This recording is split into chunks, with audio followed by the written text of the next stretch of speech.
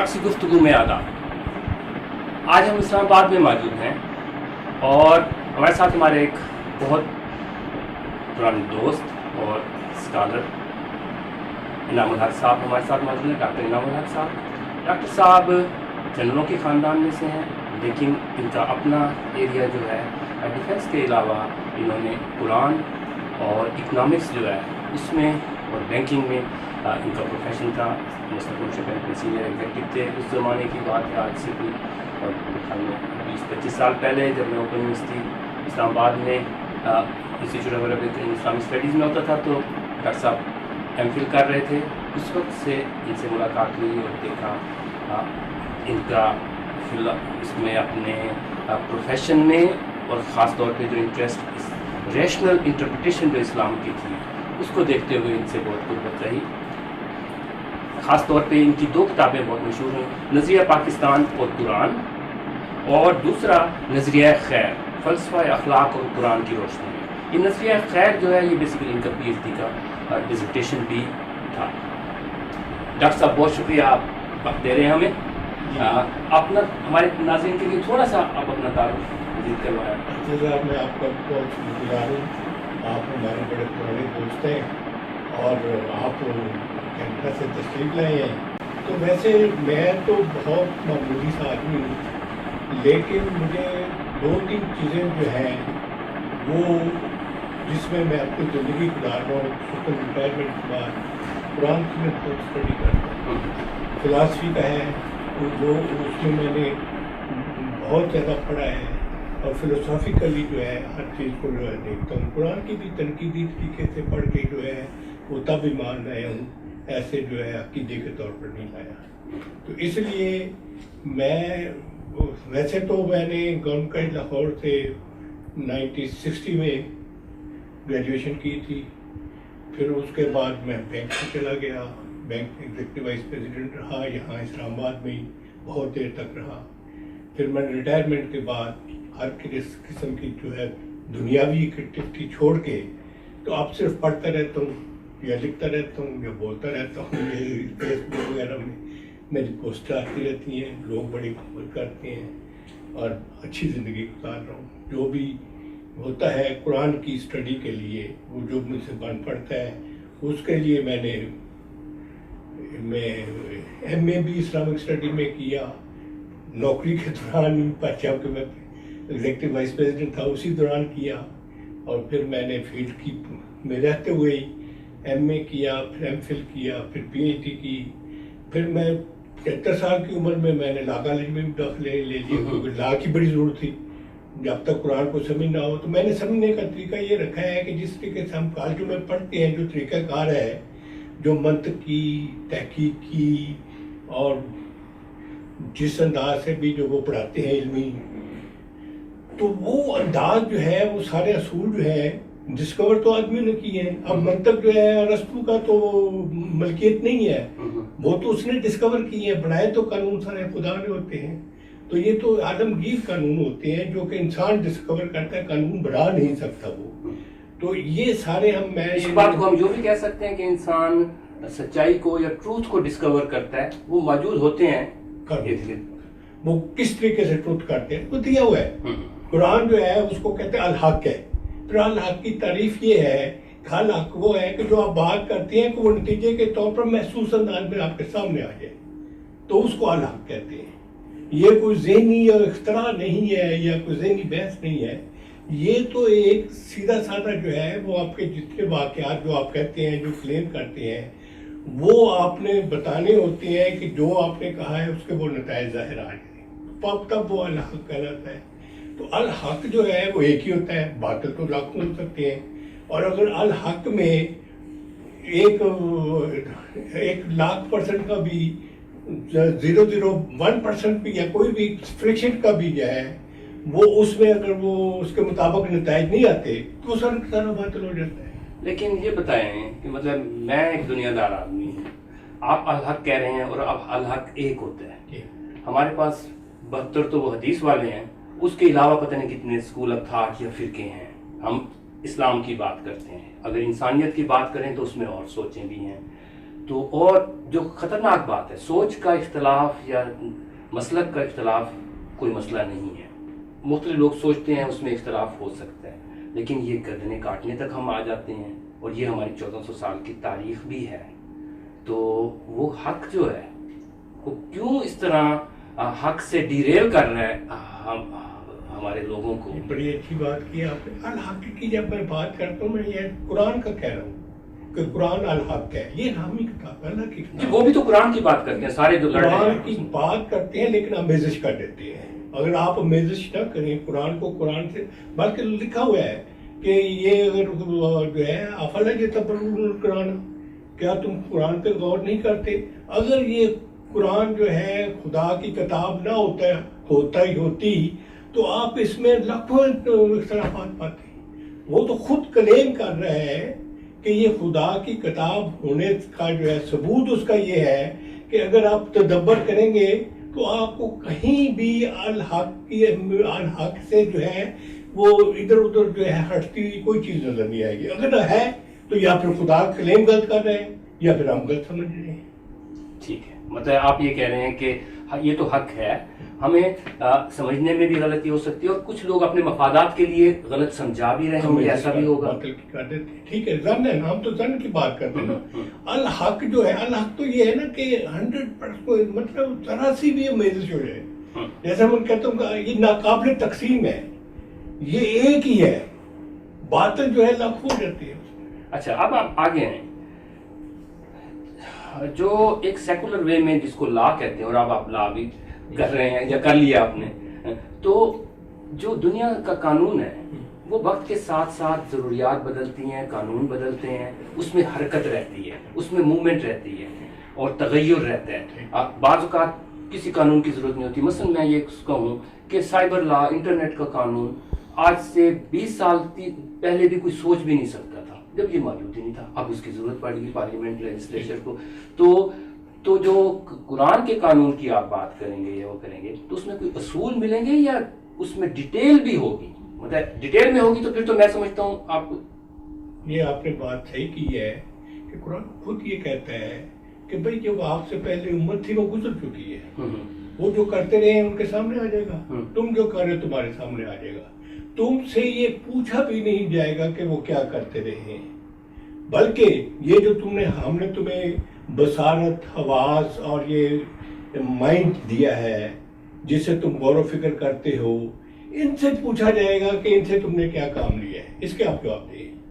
وہ پہلی چیزوں کو جو آپ کا علم ہے وہ تو ایک زمانہ کا گزر گیا ہے اور علم بڑھتا جا رہا ہے، نئے نئے زمانے کے ہے، اور آپ اپنے زمانے کے مطابق جواب دے ہیں۔ ہو سکتا ہے ابھی ہمارا علم جو ہے وہ تو کمپلیٹ تو پتہ نہیں لاکھوں سال قیامت تک کے لیے ہونا ہے۔ آخری تو ایک کوئی فلاسفر تھا، اس نے کہا تھا آخری حقیقت کا آخری لفظ جو ہے آخری آدمی پہ چھوڑ دینا چاہیے۔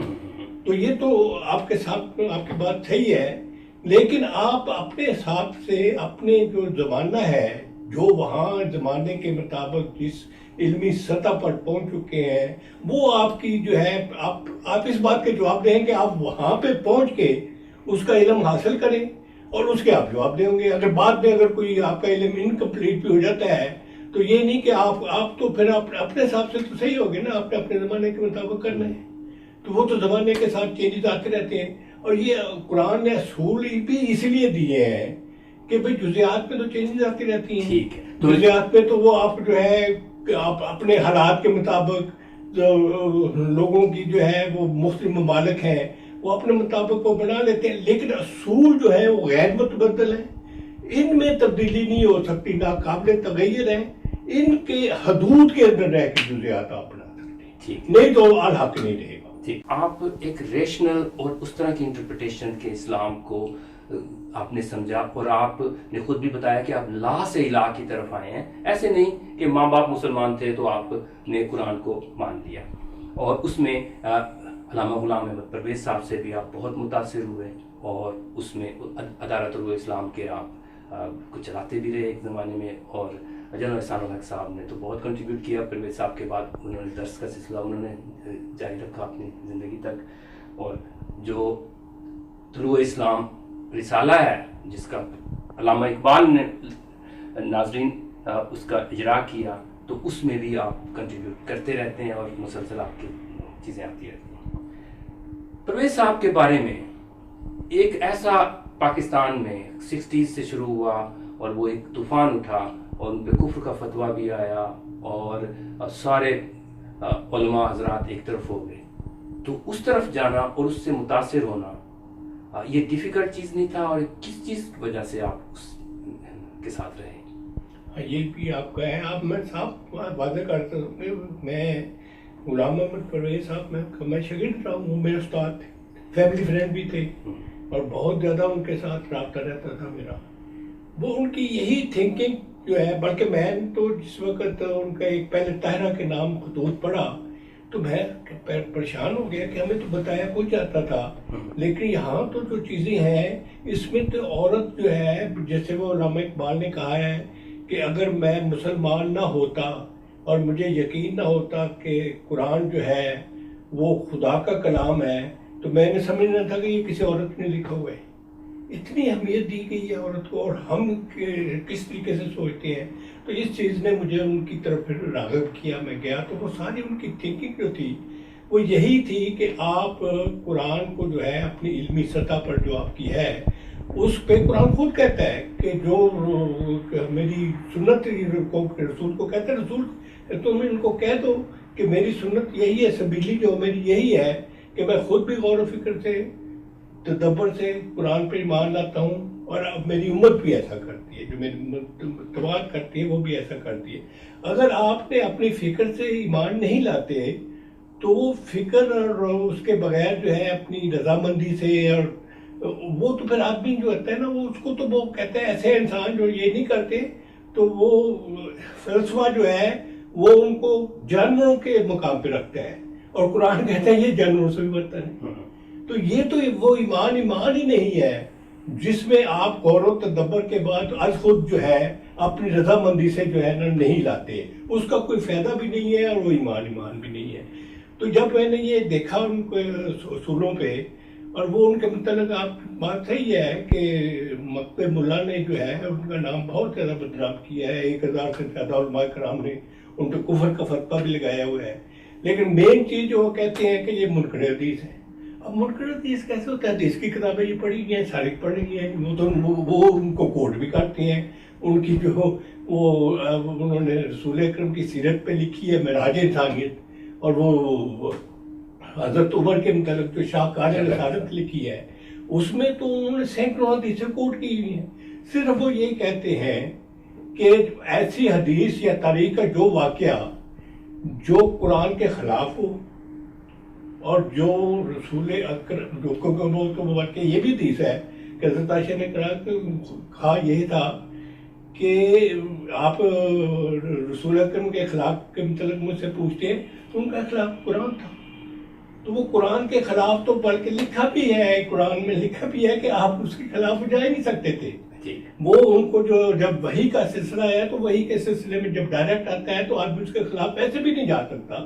لیکن وہ تو پھر اگر وہ ایسی حدیث یا ایسی کوئی بات ہو جو قرآن کے خلاف ہو, اور ایسی یا جس میں رسول اکرم کی ذات اور صحابہ کرام کی ذات پہ جس کی کہ قرآن نے شہادت دی ہے کہ وہ مومنین حقہ تھے, تو وہ ان کی بات ان سے منسوب ہو سکتی ہے. ان کی بات قول رسول نہیں ہو سکتی, یہ منسوب علی قول رسول ہو سکتی ہے.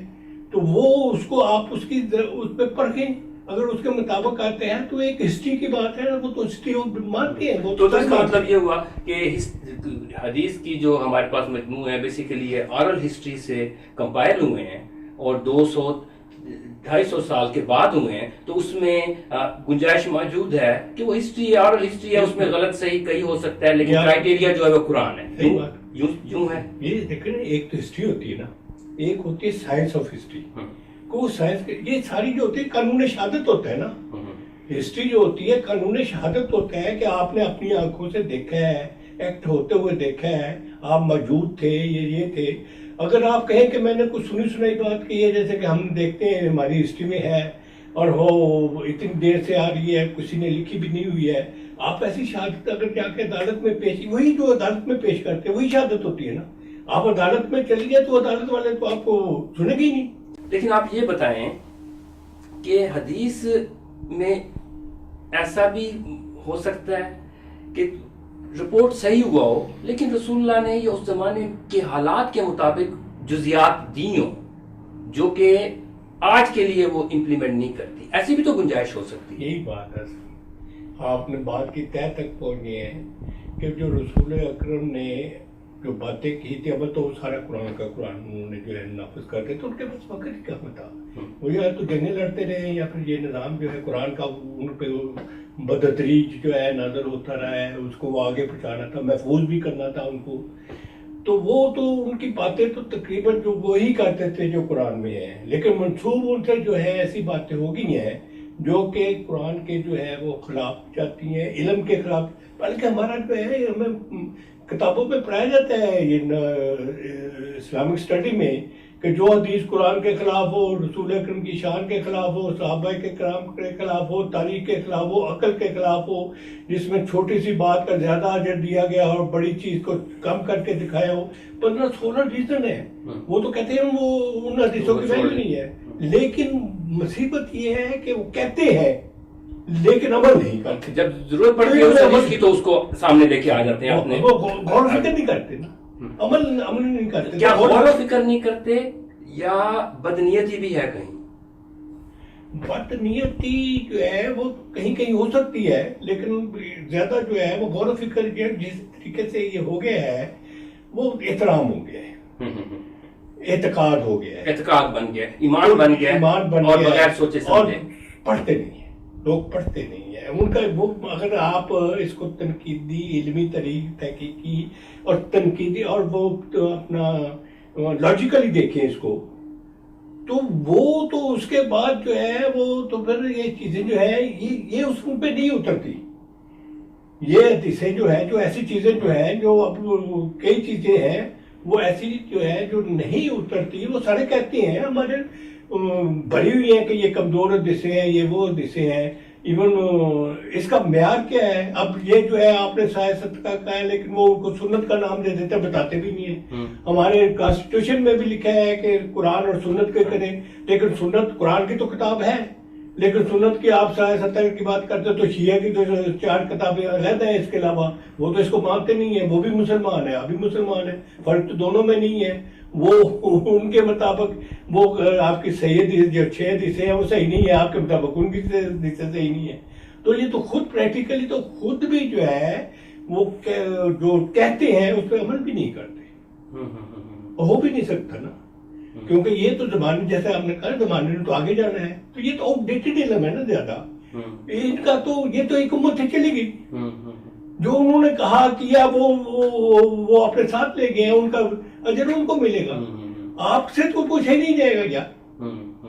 آپ سے پوچھے نہیں جائے گا. اب موونگ فارورڈ،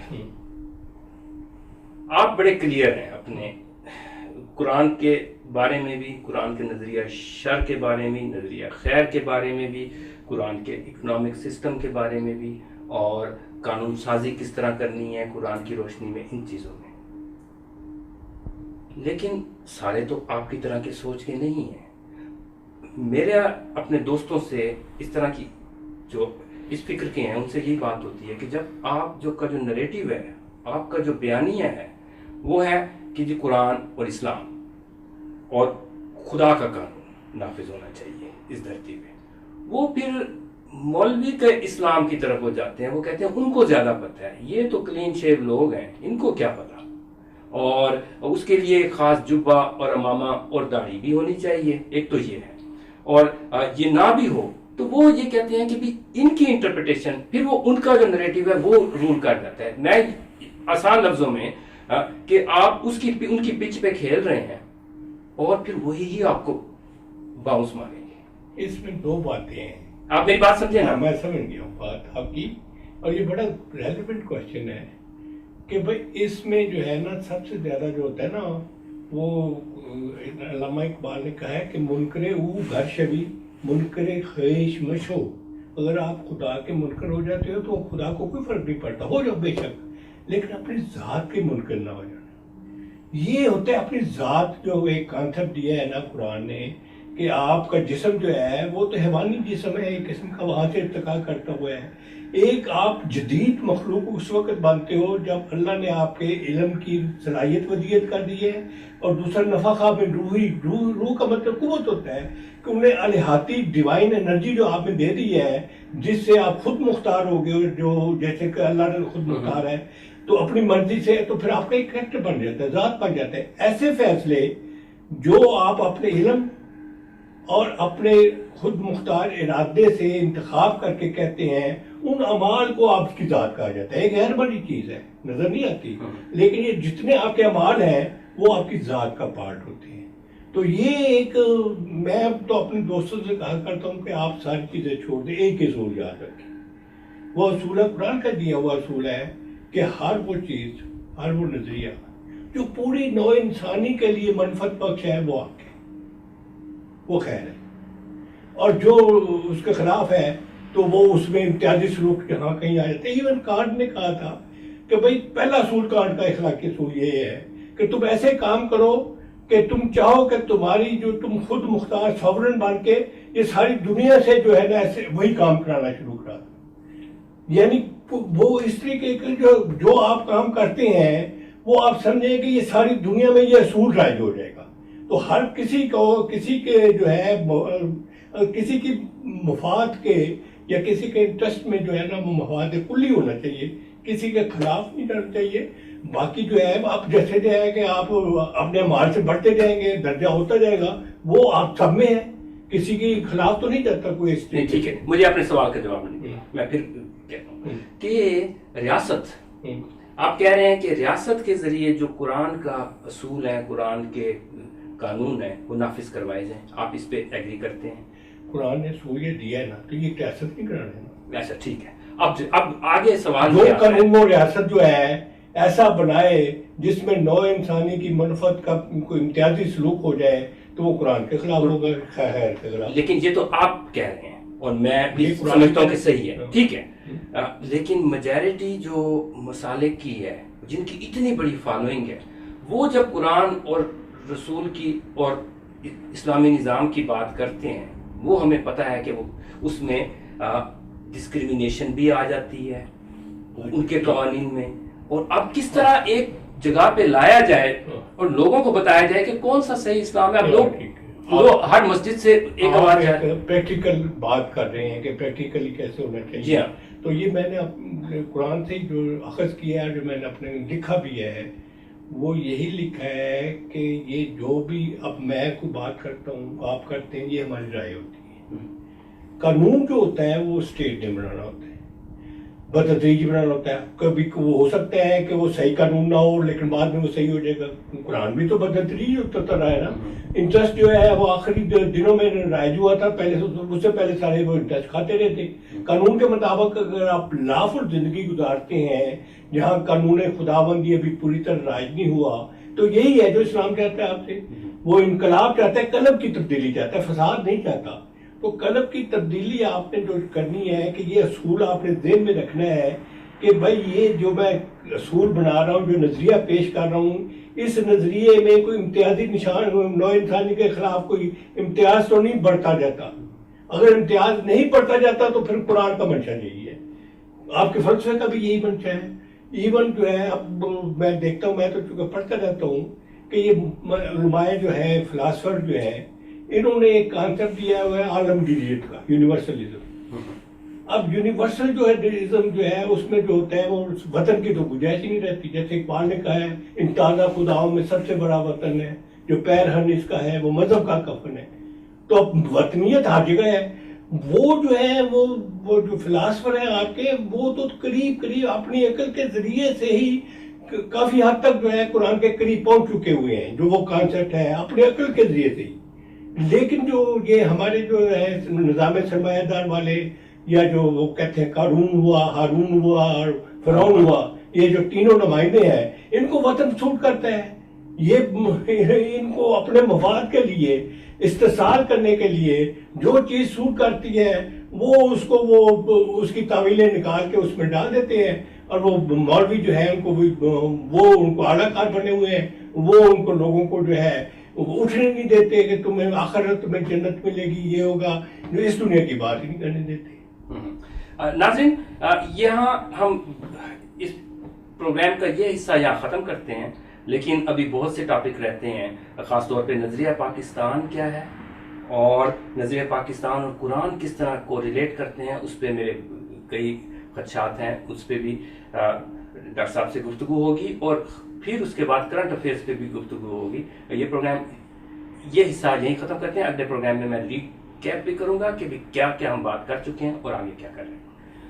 देखने का बहुत शुक्रिया।